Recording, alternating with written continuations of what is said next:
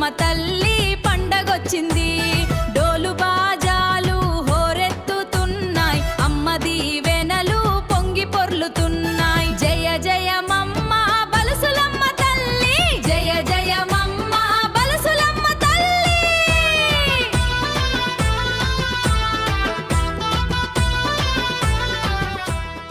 ఇప్పుడు మనం చూస్తున్న ఈ కోలాహలం వెనుక ఒక నిశ్శబ్ద చరిత్ర ఉంది. ఒకప్పుడు ఈ ప్రాంతం ఇప్పటిలా రద్దీగా ఉండేది కాదు. జనసంచారం లేని నిర్మానుష్యమైన పొలిమేరలో ఒక చిన్న ఆలయం అది. నిశ్శబ్దంగా ఉండే ఆ ప్రాంతంలోకి రావాలంటే భక్తులకు భక్తితో పాటు ఒక రకమైన భయం కూడా ఉండేది. ఎందుకంటే ఆమె అక్కడ కేవలం విగ్రహం కాదు, గూడెం గడ్డను కాపాడే ఒక సజీవ శక్తి. ఆ ఆలయంలో సాక్షాత్తు ఆ తల్లి స్వరూపాలైన మహిళలే పూజారులుగా ఉండి అమ్మవారికి నిత్యం ధూపదీప నైవేద్యాలు సమర్పించేవారు. ఈ ప్రాంతమే పశ్చిమ గోదావరి జిల్లా వాణిజ్య కేంద్రం తాడేపల్లిగూడెం. ఈ పట్టణానికి రక్షణ కవచంలా, కోరిన కోరికలు తీర్చే కల్పవల్లిలా వెలిసిన తల్లి శ్రీ బలుసులమ్మ కేవలం ఒక గ్రామ దేవతగానే కాకుండా ఈ ప్రాంత సంస్కృతికి, నమ్మకానికి నిలువెత్తు సాక్ష్యం ఈ క్షేత్రం. అయితే ఈ తల్లి ఇక్కడ ఎలా వెలిసింది? బలుసులమ్మ అనే పేరుకు అర్థం ఏంటి? అమ్మవారిని ఎందుకు ప్రత్యేకంగా పూజిస్తారు? అమ్మవారి పుట్టినిల్లు ఎక్కడ? ఇక్కడ అమ్మవారికి ఏ మహోత్సవాలు జరుగుతాయి? 12 ఏళ్లకు మాత్రమే వచ్చే జాతర ప్రత్యేకత గురించి పురోహితులు ఏం చెప్తున్నారు లాంటి ఆసక్తికరమైన విశేషాలను తెలుసుకోవడంతో పాటు అరుదైన అమ్మవారి ఉంజల సేవను వీక్షించి తరిద్దాము. మరి ఒక్కసారి అమ్మవారిని తలుచుకుంటూ జై బలుసులమ్మ తల్లి అని కామెంట్ చేయండి.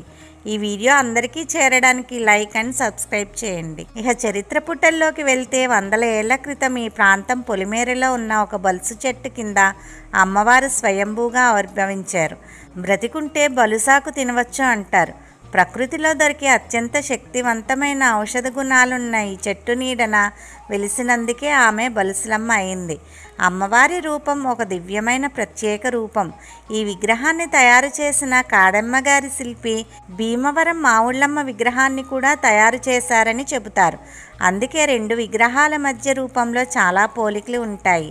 పొలిమేర దాటి ఏ కీడు లోపలికి రాకుండా ఆమె తన కంటి చూపుతో కాపాడుతుందని ప్రజలు నమ్ముతారు. ఎటువంటి అంటువ్యాధులు సోకినా, ప్రకృతి వైపరీత్యాలు సంభవించినా ఈ తల్లిని వేడుకుంటే చాలు కన్న తల్లిలా కాపాడుతుందని భక్తుల ప్రగాఢ విశ్వాసం. వ్యవసాయదారులు అమ్మకు మొక్కిన తర్వాతే వ్యవసాయ పనులు ప్రారంభించేవారట. ఇప్పటికీ అమ్మకి మొక్కందే ఏ పని తలపెట్టరు. అందుకే ఈమె ఈ గూడెం ప్రజల కులదైవం, గ్రామదేవత. ప్రతి ఒక్కరి ఇంట్లో ఏ శుభకార్యం జరిగినా, పెళ్లి కుదిరినా మొదట అమ్మవారి అనుమతి ఉండాల్సిందే. పెళ్లి కొడుకు, పెళ్లి కూతురు కొత్త బట్టలతో పైన దుప్పటి పందిరిగా పట్టుకుని డప్పుల హోరు మధ్య అమ్మవారి చెంతకు వెళ్ళడం ఇక్కడే ఆచారం. కావడితో పానకం తీసుకుని వెళ్ళి చలిమిడి, వడపప్పు నైవేద్యంగా పెట్టి అమ్మవారి చుట్టూ ప్రదక్షిణలు చేసి తల్లి ఆశీర్వాదం తీసుకుంటారు. అమ్మవారు ఎంతటి కరుణామయ్యో అంతటి ఖచ్చితమైన తల్లి కూడా. ఒకసారి ఒక ఇంటి పెళ్లి పనుల హడావిడిలో అమ్మవారికి పానకం కావిడి తీసుకువెళ్ళడం మర్చిపోయి ఇతర కార్యక్రమాలలో మునిగిపోయారు.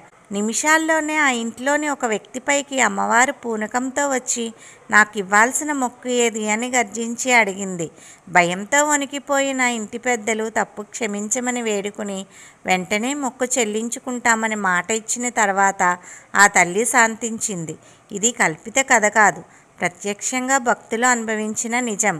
ఇహ అమ్మవారికి వివిధ ఉత్సవాలు కన్నుల పండుగగా జరుగుతాయి. ఉగాది వచ్చిందంటే వేపాకులు, పసుపు, కుంకుమలతో ఆలయం కలకలలాడుతుంది. ఆషాఢమాసంలో ప్రత్యేక పూజలు చేస్తారు. నవరాత్రులలో ఒక్కరోజు ఒక్కో అలంకారంలో భక్తులకి దర్శనమిస్తుంది. ఉత్సవాలలో అమ్మవారు పుట్టినింటికి వెళ్ళే వేడుక రమ్యమైనది. అమ్మ పుట్టినిల్లు అయిన పాతూరులో ఆమెకి పాన్పు ఏర్పాటు చేస్తారు. అమ్మవారిని ప్రతి ఒక్కరూ తమ ఇంటి ఆడపడుచుగా భావించి చీర సారే సమర్పిస్తారు. ప్రతి శుక్రవారం మంగళవారం విశేషమైన పూజలు అన్నదానం జరిపిస్తారు. సాధారణంగా గ్రామ దేవతలకు ప్రతి 12 ఏళ్లకు ఒక్కసారి క్షేత్రశక్తిని పునర్దించడం ఒక ప్రాచీన సాంప్రదాయం. దీనినే మనం మహాకుంభాభిషేకం అని పిలుస్తాం. ఈ ప్రక్రియలో భాగంగా అమ్మవారి మూల విరాట్కు మరియు పీఠం కింద ఉన్న యంత్రానికి ప్రత్యేక పూజలు నిర్వహిస్తారు. కాలక్రమేణా తగ్గే ఆధ్యాత్మిక శక్తిని తిరిగి నింపడానికి వేద పండితులు శక్తివంతమైన హోమాలు మరియు జపాలు చేస్తారు. మహాకుంభాభిషేకాలు నిర్వహిస్తారు. దీనివల్ల క్షేత్రం మళ్ళీ కొత్త కళను సంతరించుకుంటుంది. అమ్మవారి మహిమ మరియు జాతర మహోత్సవాల యొక్క వివరాలను పంతులు గారి ద్వారా తెలుసుకుందాము. శ్రీమాత్రే నమః. శ్రీ పరశురమ్మదేవి అయిన మన తాడేపల్లిగూడెం దేవతగా మనందరి యొక్క కోరిన కోరికలు తీర్చే కల్పతరుగా దివ్య నీరాజనాన్ని అందుకుంటున్నటువంటి ఆ అమ్మలగన్నమ్మ శ్రీ శ్రీ శ్రీ పరశురమ్మ. ఆ అమ్మవారు సుమారు 200 ఏళ్ల క్రితమే ఇక్కడ స్వయంభూగా వెలిసి చక్కగా మనందరి చేత దివ్య పూజలు అందుకుంటున్నారు.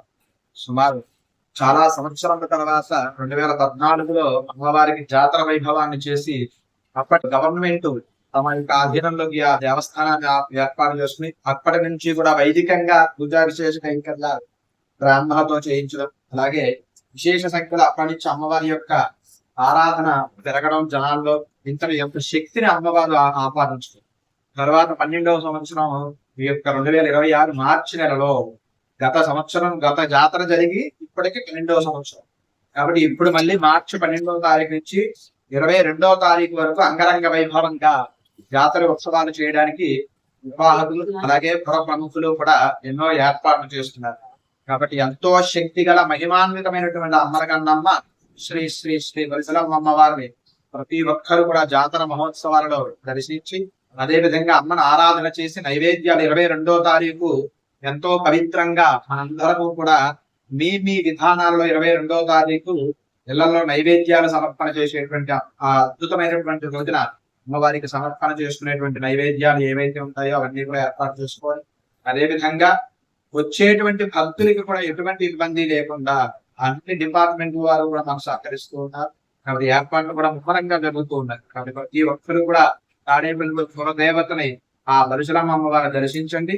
అదే విధంగా ఎవరి ఎంత ఏ శుభకార్యం చేసుకున్నా ముందుగా అమ్మవారికి చెలివిడి పానకం వడపప్పు అమ్మవారికి సమర్పణ చేసి అటు పిమ్మట ఆ కార్యక్రమానికి సంసిద్ధమై ఆ కార్యక్రమాన్ని ముందుకు తీసుకువెళ్తారని అమ్మవారి యొక్క అనుగ్రహంతో ప్రతి ఒక్కరికి కూడా మంచి జరగాలని స్వయం అమ్మవారి అనుగ్రహం ఉండాలని మనస్ఫూర్తిగా కోరుకుంటూ సర్వే జన సుఖినో భవంతు సమస్త సన్మంగళాన్ని. మీరు కూడా ఈ జాతరలో పాల్గొని ఆ తల్లి చల్లని దీవెనలు పొందాలని ఆశిస్తున్నాం. ఈ చారిత్రాత్మకమైన ఆధ్యాత్మిక విశేషాలను మీ స్నేహితులకు బంధువులకు షేర్ చేయండి. మన గూడెం గ్రామదేవత మహత్యాన్ని అందరికీ చాటి చెప్పండి. జై శ్రీ బల్సులమ్మ తల్లి. స్వస్తి.